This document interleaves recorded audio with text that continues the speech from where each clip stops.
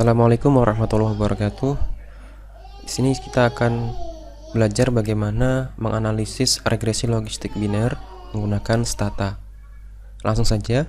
Pertama kita buka statanya. Nah, seperti ini tampilan dari stata. Di sini nanti ditampilkan output yang akan kita jalankan ya. Langkah pertama adalah kita siapkan datanya dulu dalam bentuk Excel. Nah, ini adalah data yang akan kita analisis, di mana variabel y-nya atau variabel dependent yaitu kelancaran kita kodekan 01 seperti ini ya. Untuk 0 artinya tidak lancar, yang 1 artinya lancar. Kemudian ini adalah variabel independent atau variabel x-nya, ada omset, usaha, dan nilai jaminan. Disusun ke bawah seperti ini. Oke, selanjutnya dari data ini kita save seperti biasa dalam bentuk Excel. Kemudian kita masuk ke stata. Langkah pertama adalah kita import data dulu. Caranya adalah file, import, Excel spreadsheet. Sini di Excel filenya kita browse. Nah, kita cari data kita. Tadi saya nyimpannya, nama filenya adalah data. Ini ya. Kita open. Oke, nah ini adalah tampilan data kita. Kemudian pada baris pertama ini masuk ke dalam data kita. Nah, untuk itu kita checklist ini, import first row as variable names. Nah, supaya kolom baris pertama itu masuk sebagai nama dari variabel masing-masing kolom. Setelah itu langsung klik OK aja. Nah, di sini variabel terrecord nama variabel-variabel dari data kita. Untuk kita melihat tampilan data kita bisa klik di sini, data editor. Nah, ini adalah tampilan data kita. Kalau tampilannya udah warna hitam seperti ini, artinya data kita sudah terimport dengan baik sebagai data numerik. Nah, di dalam stata, data kita harus data numerik. Kalau warnanya merah artinya data kita masih dalam data bentuk string atau data kategori. Oke, kalau sudah ini kita close aja. Kemudian saya udah siapkan do file atau sintak untuk analisis regresi logistik biner. Cara membukanya adalah, nah ini kita klik new do file editor.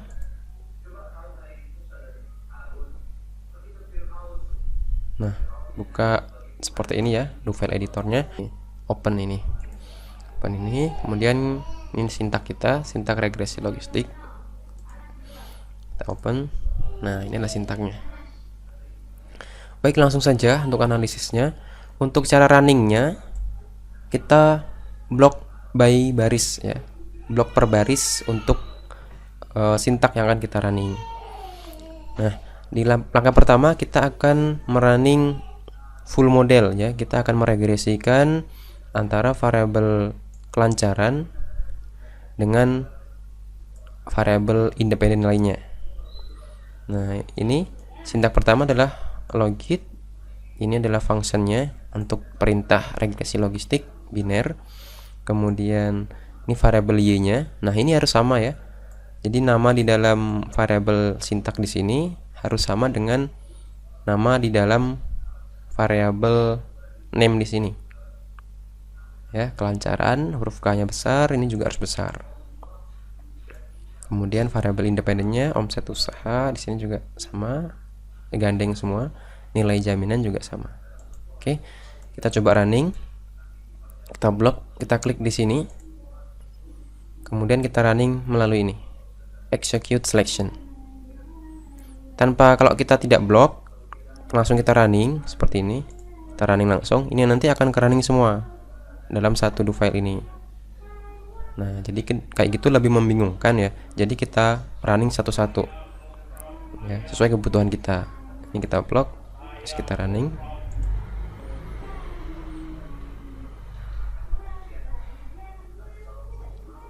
Nah, ini adalah hasil output dari pemodelan kita menggunakan regresi logistik biner.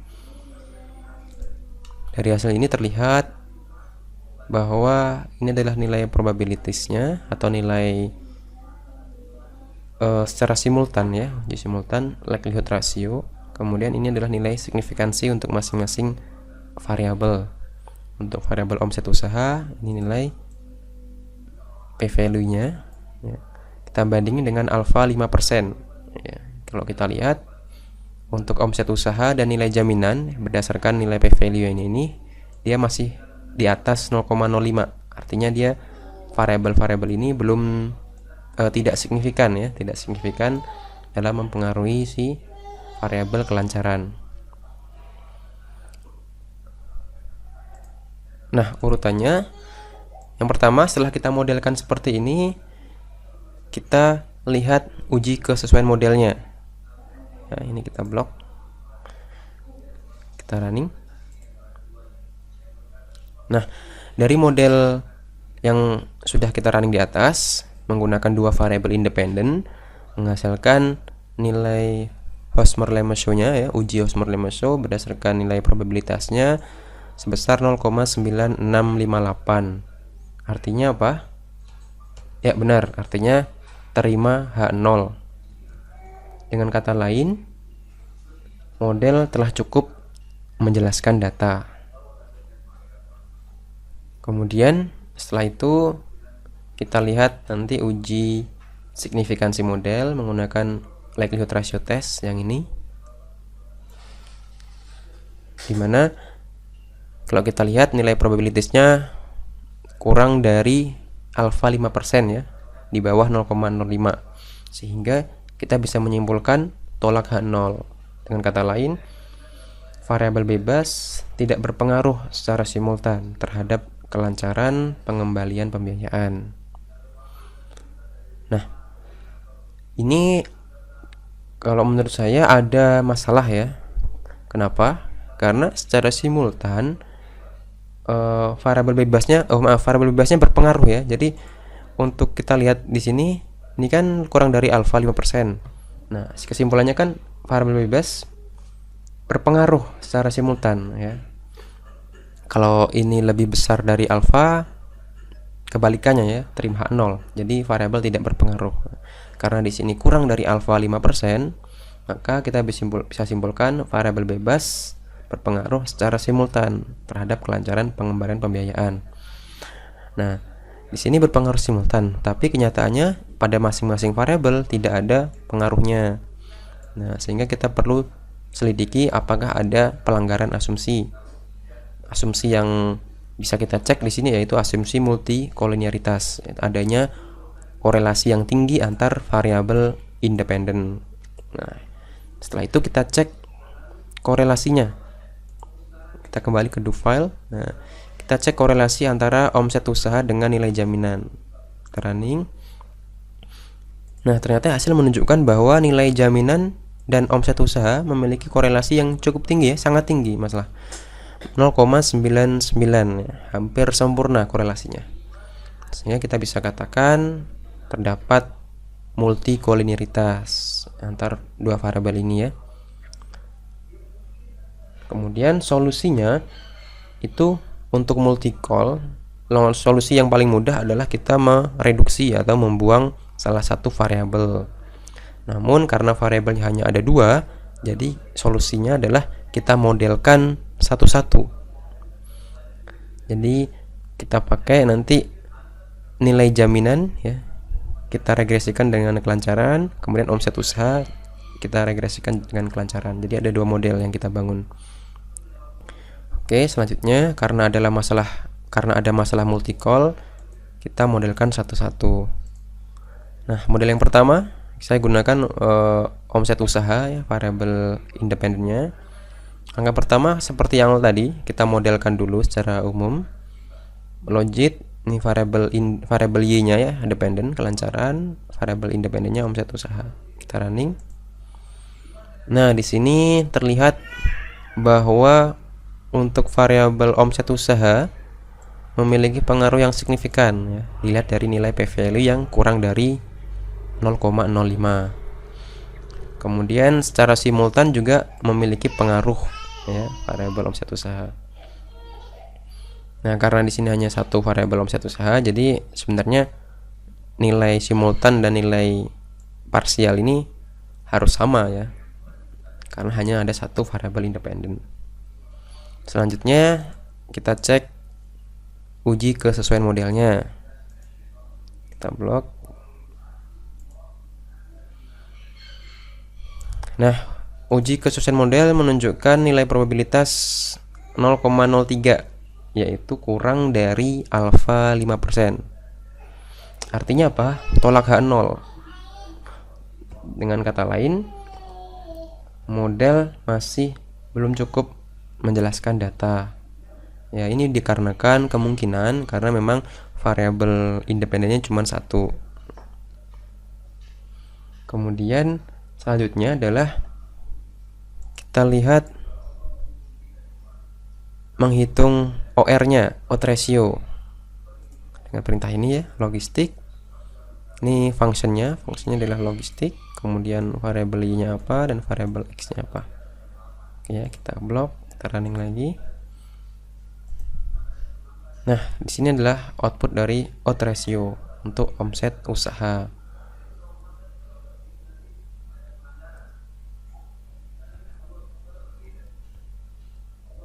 Ini kalau kita simpulkan, untuk variabel omset usaha nilai odds ratio-nya sebesar 1 ya. Artinya apa? Artinya setiap adanya peningkatan omset usaha, maka peluang seseorang lancar dalam pengembalian pembiayaan itu sama dengan peluang yang tidak lancar. Jadi peluang antara orang lancar ya dalam pengembalian sama yang tidak lancar itu sama gitu peluangnya. Tidak berbeda. Kemudian kita lihat klasifikasinya ya, menghitung tabel klasifikasi. Pakai function ini stat classification. Kita blok, kita running.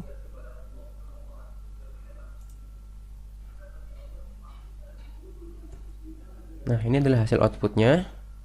Di sini kita bisa melihat bahwa kemampuan model ya, dalam melakukan prediksi status kelancaran pengembalian pembiayaan itu memiliki nilai sebesar 82,73%. Artinya apa? Sebesar 82,73% status kelancaran pengembalian pembiayaan sudah bisa diprediksi dengan tepat. Ya, jadi kemampuan memprediksinya sebesar sekian ini, 82,73%. Baik, selanjutnya untuk model yang berikutnya, yaitu nilai jaminan terhadap kelancaran. Langkah pertama sama, kita modelkan secara umum, logit, ini variabel Y-nya kelancaran, variabel X-nya nilai jaminan. Kita running.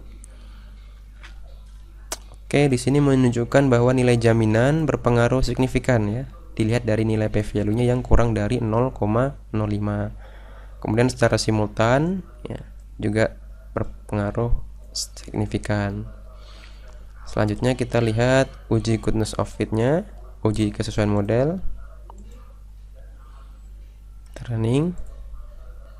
Nah, di sini terlihat nilai probabilitasnya 0,69 atau lebih besar dari 0,05 ya, sehingga kita bisa simpulkan terima H0 dengan kesimpulan bahwa model sudah cukup baik ya. Jadi model telah cukup menjelaskan data. Oh iya, nah saya perlu sampaikan kenapa di setiap uji kesesuaian model itu ada grup seperti ini. Grup untuk yang model ketiga ada 4 ya. Kita kasih nilai 4. Grup untuk model 2 6. Dan model yang tadi di awal 4 juga. Nah, angka-angka ini kita pilih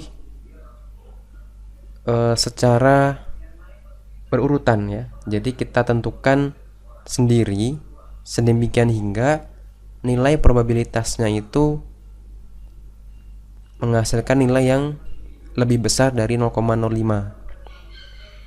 Nah, di sini saya mencoba bahwa nilai optimum itu untuk model 1 adalah 4. Model 2 ini sudah saya coba untuk semua nilai. Yang paling besar adalah 6 ya. Yang paling besar nilai probabilitasnya 6. Cuman masih belum signifikan.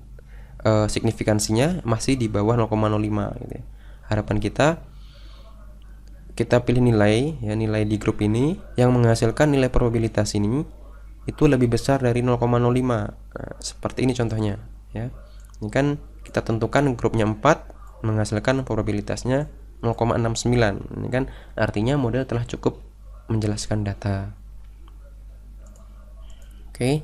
Nah, kemudian setelah kita tentukan uji kesuksesan model, langkah selanjutnya adalah menghitung odds ratio. Ini sintaknya.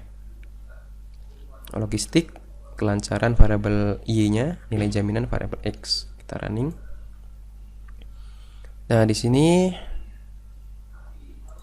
menjelaskan odds ratio 1 ya, sama kayak yang model 1 tadi.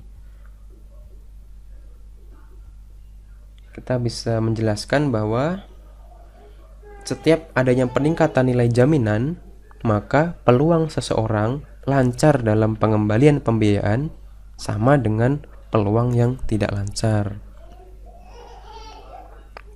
Ya, jadi karena odds ratio 1, kita bisa simpulkan bahwa peluang seseorang dalam meningkatkan nilai jaminan pada orang yang lancar maupun orang yang tidak lancar dalam pengembalian pembiayaan itu sama peluangnya.